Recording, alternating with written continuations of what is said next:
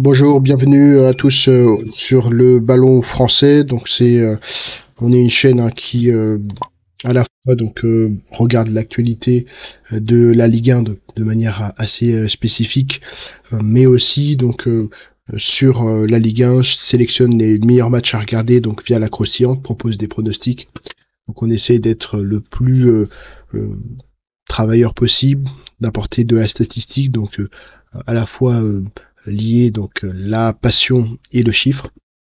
Et donc sur la première déclaration que l'on a aujourd'hui, c'est d'abord celle d'Adrien Rabiot, qui évidemment doit être prise dans son contexte puisque c'est une petite phrase, mais on sait qu'il était évidemment bien exposé avec le PSG et de tout simplement dire qu'il n'a rien obtenu du PSG, c'est évidemment assez sévère de sa part, même si peut-être que Marseille fait un travail énorme sur l'intégration des joueurs. Donc sur Marseille, il faudra regarder évidemment la vidéo sur le pronostic. Évidemment, ça suit le pronostic qui a été proposé de fin de saison. Et d'ailleurs, par rapport à Rennes, on a aussi la base de la structure de calcul avait été faite de manière à ce que on a identifié les problématiques au niveau de du mercato estival, où quasiment plus d'une dizaine de départs et plus d'une dizaine d'arrivées faisait que la situation, ça rendait extrêmement compliqué l'évolution de Rennes, tout simplement sur la Ligue 1. Et aujourd'hui, avec Sampaoli, les choses sont en train de changer. C'est peut-être les bonnes décisions qui ont été prises de la part de la direction, mais en tout cas, on retrouve évidemment cette situation qui est normale. Vraiment, donc une importante écurie qui a une possibilité, des moyens financiers, un centre de formation. Il y a aussi peut-être un public qui rassemble en tout cas toutes les composantes pour faire un club important d'ici quelques années. Après, il y a des choix qui ont été faits, notamment en matière de mercato estival, qui ont fait que voilà, ça évidemment ça rend compliqué les débuts, et d'ailleurs de cette année. Et d'ailleurs Sampaoli est rentré dans ce nouveau cadre-là, et va permettre peut-être de relancer, ou en tout cas de bien lancer les donc le tout simplement Rennes sur cette année. On a eu Dante, donc ça on le verra après, qui va être opéré du genou, donc ça c'est évidemment une mauvaise nouvelle pour Nice, surtout que d'un point de vue de la défense, en tout cas l'année dernière avec Farioli, il y avait vraiment cette intelligence en termes de défense. Dante faisait partie évidemment d'une charnière centrale extrêmement importante. Et donc Nice va devoir composer, même s'ils ont les ressources, mais va devoir composer avec euh, entre guillemets sans défense, ou en tout cas sans taulier, sachant que évidemment Francaise est axé peut-être un peu plus vers la projection et vers l'attaque. Donc peut-être que ça va donner plus de buts encaissés pour Nice au cours de la saison, même s'ils ont réussi tout de même à voilà, limiter la casse au niveau des défaites. Donc Francaise, ça c'était déjà un petit peu, on avait des signaux l'année dernière, notamment en fin d'année, avec le fait qu'il souhaitait peut-être faire une pause. Là, Francaise serait parti aux urgences après la victoire de Strasbourg, et il a parlé de problèmes, on va dire pas nerveux, mais plutôt neurologiques. Donc évidemment, ça rend la situation, le contexte quelque peu compliqué, donc du point de vue de l'entraîneur qui doit, avec les enchaînements de matchs, probablement voilà, faire attention évidemment à sa santé. Ensuite, donc, on a toujours comme Boiré, donc, qui reste à son poste malgré les résultats. Ils sont en train peut-être de réfléchir à Cancelo, donc un autre entraîneur qui les avait évidemment intéressés. Pour le moment, en tout cas, mon Nantes ne réussit pas à faire des choses intéressantes, même s'ils ont, on le verra par la suite, eu quand même un match nul important. Ils ont quand même, selon Luis Enrique, donc malgré donc les efforts obtenus assez peu au final de résultats, mais c'est une équipe qui va avoir la possibilité de faire des choses intéressantes sur cette année. Donc en tout cas, c'est dans le pronostic qui avait été fait en début d'année, que ils ont quand même un certain nombre d'outils et d'éléments stables qui permettent que le club puisse proposer des choses intéressantes. Ici, donc, on a vers une baisse de la subvention donc municipale donc pour le club de Toulouse. Là, on va voir un tout petit peu peut-être dans cette actualité, mais ici, ce sont les clubs à la fois donc par rapport donc à DAZN, la LFP, donc le paiement de la LFP et la dépendance au droit TV, mais aussi donc c'est le premier axe. Et puis le deuxième axe, c'est celui des clubs qui sont de près ou de loin dépendants donc de l'État et notamment par les subventions qui pourraient être apportées, les, euh, les clubs, enfin les stades qui ne sont pas à eux, notamment voilà, et ce qui ne permettent pas, enfin ça ne permet pas donc au club de pouvoir gérer l'actif stade. Donc voilà, ces deux aspects, euh, donc la dépendance aux subventions, subventions d'État ou droit TV donc de la LFP et le fait de ne pas avoir donc d'actifs on va dire tangibles autonomes fait qu'il y a des clubs qui vont être évidemment plus touchés par la situation macroéconomique de la France avec l'État qui doit rembourser ses dettes et la situation budgétaire et politique qui est extrêmement compliquée et là on le voit très clairement avec une baisse de subventions municipales pour un club comme Toulouse. Donc, évidemment ça va être euh, extrêmement extrêmement complexe pour ce type-là de club. On voit ici en lien la vente du Parc des Princes, donc relancée, donc notamment avec la ville de Paris, qui n'a pas réussi à obtenir donc un accord avec le Paris Saint-Germain pour la vente du Parc des Princes, puisqu'il ne souhaitait pas donc vendre l'actif du Parc des Princes, il souhaitait garder une certaine un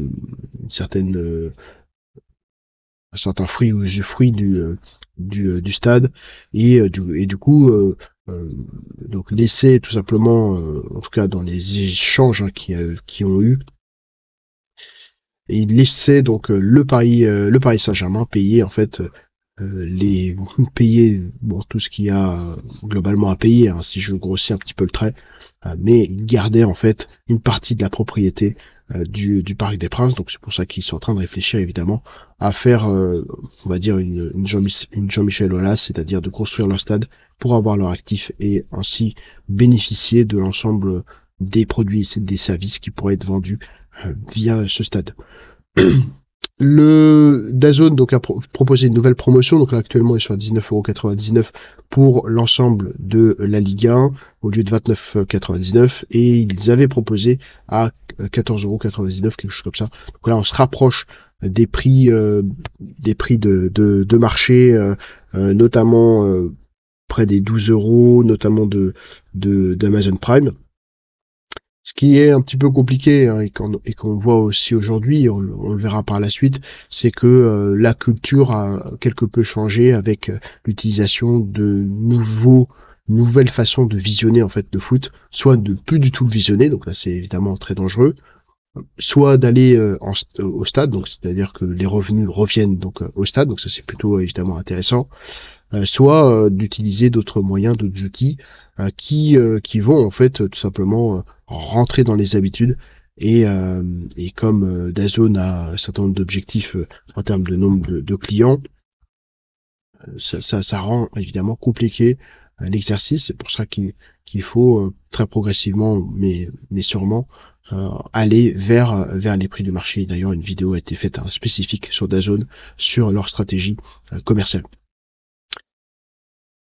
On a donc voilà le Ace qui craint donc un problème neurologique. Ensuite, donc on a encore des supporters donc interdits de déplacement à Paris. Il y en a eu aussi pour Nantes. Là, il y a aussi un certain nombre de sanctions. C'est vrai que là, ça rentre en tout cas dans. Enfin, en fait, on n'est plus dans le modèle économique de aujourd'hui des droits TV. On va être sur un modèle économique physique. Ça a été vu donc sur la vidéo spécifique sur DAZN, qu'apporte DAZN donc en Ligue 1, et de revoir et de continuer de voir des disciplines, des parquages interdits, etc. Voilà, on n'a toujours pas compris en fait dans quel modèle économique on est, et ça met dans des situations extrêmement compliquées les clubs pour pouvoir évidemment accueillir le maximum de supporters. En lien donc avec ce qu'on avait dit tout à l'heure, 55% des téléspectateurs pirates selon la LFP. Donc là, ce chiffre, bon, s'il est avéré, évidemment impressionnant, c'est-à-dire que très probablement qu'il y avait peut-être une dizaine, une vingtaine de pourcents peut-être de pirates auparavant, et là aujourd'hui on se retrouve à 55%, c'est-à-dire que la majorité des personnes seraient donc pirates et utiliseraient donc un certain nombre d'outils pour regarder tout de même la Ligue 1 sans payer.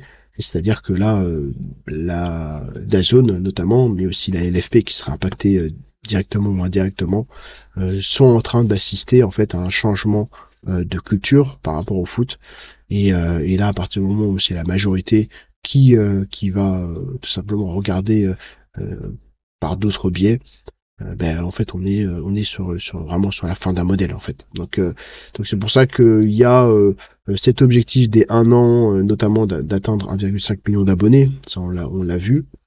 Mais en fait la réalité c'est que peut-être que pour atteindre cet objectif, notamment de la part de DAZN, l'objectif, il faut s'approcher de l'objectif très très rapidement avant qu'il y ait un changement et que ce pourcentage augmente jusqu'à 90%, et là en fait il y aura plus de possibilités quasiment de pouvoir notamment avoir des téléspectateurs quoi.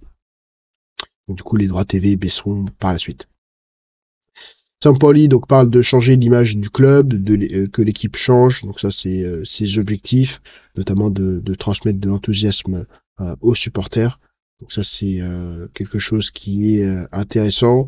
Là, il y a plusieurs éléments, notamment que ce soit Monaco, mais aussi GC Nice, qui font des réclamations ou discutent par rapport à la VAR ou l'arbitrage. L'OL aussi, évidemment. Là, on est quand même ça fait plusieurs fois en fait. On est en train de remettre en cause l'arbitrage et en fait, oui, la l'intégrité en fait des agents, notamment de l'arbitrage. Et là, c'est extrêmement dangereux puisqu'évidemment les objectifs sont très importants pour chacun des clubs.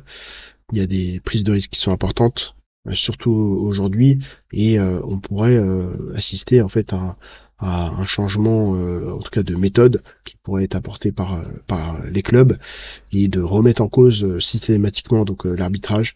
Ça semble être voilà un chemin qui est extrêmement compliqué. Il y a des procédures et voilà, il y a peut-être un espace de discussion, mais il faut laisser en tout cas une certaine autonomie aux arbitres, et puis évidemment travailler sur probablement les écoutes, etc. Au niveau de l'arbitrage, de la VAR, etc. Mais il faut vraiment pouvoir faire en sorte qu'il y ait chacun des acteurs du jeu qui soient positionnés dans voilà dans leur bonne on va dire dans la bonne situation, à leur bonne place, sinon ça va rendre compliqué les choses. Rapidement, donc la LFP donc mise sur la marque Ligue 1, donc là ils souhaitent redorer donc le blason de la Ligue 1 pour pouvoir vendre surtout des produits, mais ça peut être aussi des services. Et puis on a donc voilà DAZN donc 300 366 jours pour survivre. Donc il faut préciser tout de même, et ça j'avais pas eu cette information, c'est que ils doivent absolument donc avoir donc 1,5 million d'abonnés. S'ils ont 1,5 million d'abonnés, ils payent donc 40 millions d'euros, 45, hein, je sais plus précisément. Mais en fait, ils n'ont pas ces 1,5 million d'abonnés, ils peuvent être éjectés en tant que prestataire. Donc, c'est-à-dire qu'il y aurait un autre prestataire qui aurait peut-être un échange de gré à gré ou un appel d'offres. Peut-être qu'on pourrait d'ailleurs revoir Canal rentrer donc sur le marché, mais euh, au final, le modèle économique semble extrêmement compliqué. Si ils ont ces 1,5 million d'abonnés, ils doivent payer évidemment ce malus hein, pour eux, hein, même si c'est un bonus pour la LFP, mais ils se doivent en fait d'atteindre cet objectif. Donc sinon, ils peuvent être sanctionnés et tout le jeu hein, évidemment de DAZN va être de pouvoir atteindre les 1,5 million d'abonnés très probablement juste après les 12 mois pour éviter de payer ces 40 millions. Ensuite, donc, on a donc Lens hein, qui a gagné. On a le match aussi où l'OM a retrouvé donc la victoire, notamment face à Monaco, mais surtout à la maison, c'est-à-dire donc au Vélodrome. Donc ça c'est vraiment intéressant pour eux. Et d'ailleurs, ça s'inscrit encore une fois, hein, je le dis, sur le pronostic de fin de saison où là, d'une façon ou d'une autre, à Marseille arrive à avancer et le PSG, même s'ils ont une possession record et que là ils ont eu bon un match nul contre Nantes euh, et qu'ils maintiennent donc leurs objectifs, voilà, enfin, les objectifs du PSG restent inchangés. Euh, il semble hein, que ça va être extrêmement compliqué, surtout s'il y a des problèmes au niveau du vestiaire. Mais ça, bon, je maintiens donc la position que le PSG va être dans la difficulté pour pouvoir jouer sur tous les tableaux, surtout avec une Ligue des Champions qui est très difficile, sur lequel ils n'ont pas eu, en tout cas, le retour attendu. Donc le Nice a aussi donc jugé donc l'arbitrage donc pas scandaleux mais a remis en cause l'arbitrage Lyon-Nice. A priori hein, il y a quand même des choses hein, qui sont avérées mais encore une fois voilà il faut être dans cette acceptation aussi pour pouvoir enfin pour éviter en fait de remettre systématiquement en question l'arbitrage. Mbappé donc saisit donc la LFP pour défaut de paiement, donc notamment sur le dossier avec le PSG. On a un certain nombre d'organismes juridiques hein, qui doivent rentrer en compte. Est-ce que ce sont les prud'hommes? Est-ce que ce sont les organismes, les instances footballistiques? Ça, on avait déjà évoqué. Donc c'est les prud'hommes. Hein, ce sont les prud'hommes qui vont être chargés de faire ce travail-là, avec évidemment toute l'obscurité qu'il y a sur ce type-là de dossier, que probablement hein, que le PSG s'est protégé sur ce sujet pour éviter tout simplement de se retrouver dans une situation qui est complexe. Rosénior, il est dans le dur donc avec Strasbourg, donc évidemment avec une équipe aussi jeune, c'est difficile évidemment de maintenir donc un niveau, surtout une régularité. Et voilà, le feu vert de la DNCG donc pour Lens, il n'y a eu aucune mesure qui ont été prises donc pour Nantes aussi par la DNCG et puis donc euh, tout simplement le PSG donc maintient ses objectifs pour cette année. Merci à vous d'avoir regardé cette vidéo. N'hésitez pas à liker, à vous abonner. On se retrouve bientôt.